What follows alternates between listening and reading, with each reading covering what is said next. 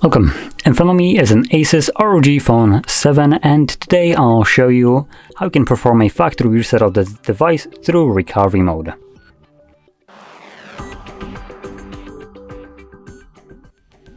Now, doing so will also allow you to get rid of a screen lock. Though I don't have one, it would act as such.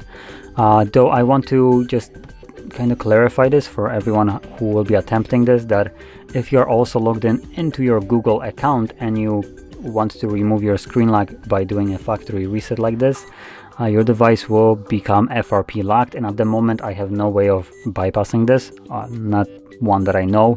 In the future there is a possibility that there will be a method of bypassing the Google verification, but like I said, I want to point it out right now so you aren't just left with a brick later on.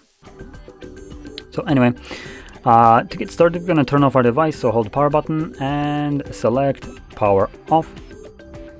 And when the device turns off, you want to hold power and volume up at the same time.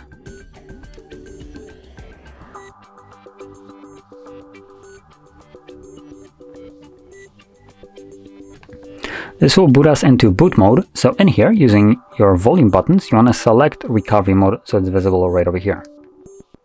Like this, then confirm it with the power button.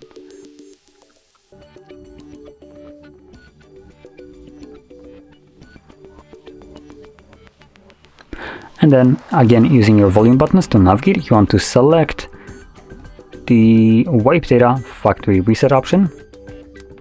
Then again, confirm it with the power button. Select yes, which is in the middle. And then we can just select reboot system now, or actually confirm it because it's already selected. This will continue the reset in the background, and once it's finished, we'll be presented with Android setup screen. So I'll be back once that is visible for me.